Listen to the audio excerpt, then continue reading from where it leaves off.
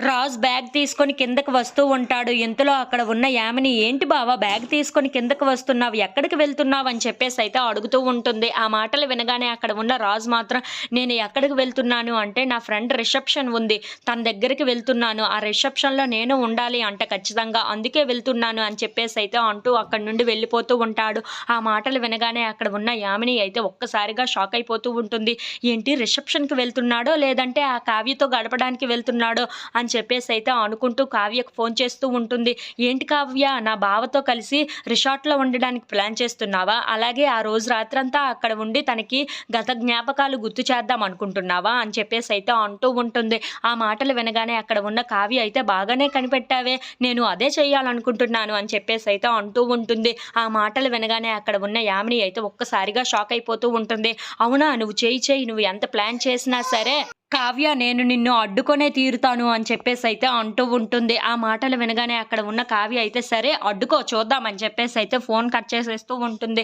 ఇంతలో కావ్య కూడా బయలుదేరుతూ ఉంటుంది. అది చూడగానే అక్కడ ఉన్న రుద్రాని మాత్రం, "ఏంటి కావ్య, ఎక్కడికి బయలుదేరుతున్నావు బ్యాగ్ తీసుకొని?" అని చెప్పేసైతే అడుగుతూ ఉంటుంది. ఆ మాటలు వినగానే అక్కడ ఉన్న కావ్య అయితే, "నాకు చిన్న పని ఉంది, అందుకే వెళ్తున్నాను" అని చెప్పేసైతే అంటూ ఉంటుంది. ఆ మాటలు వినగానే అక్కడ ఉన్న రుద్రాని మాత్రం రాహుల్ దగ్గరికి వెళ్లి, "తను ఎక్కడికి వెళ్తుందో సరిగ్గా కనుక్కోరా, ఏం చేస్తుందో కూడా సరిగ్గా తెలుసుకో" అని చెప్పేసైతే అక్కడ ఉన్న రాహుల్‌కి చెప్తూ ఉంటుంది. ఆ మాటలు వినగానే అక్కడ ఉన్న రాహుల్ అయితే, "సరే నేను తెలుసుకుంటాను" అని చెప్పేసైతే అంటూ ఉంటాడు. ఇంతలో కావ్య, రాజ్ వాళ్ళు కలిసి కారులో ఇద్దరు చాలా సరదాగా మాట్లాడుకుంటూ అక్కడికి వెళ్తూ ఉంటారు. If you like this video please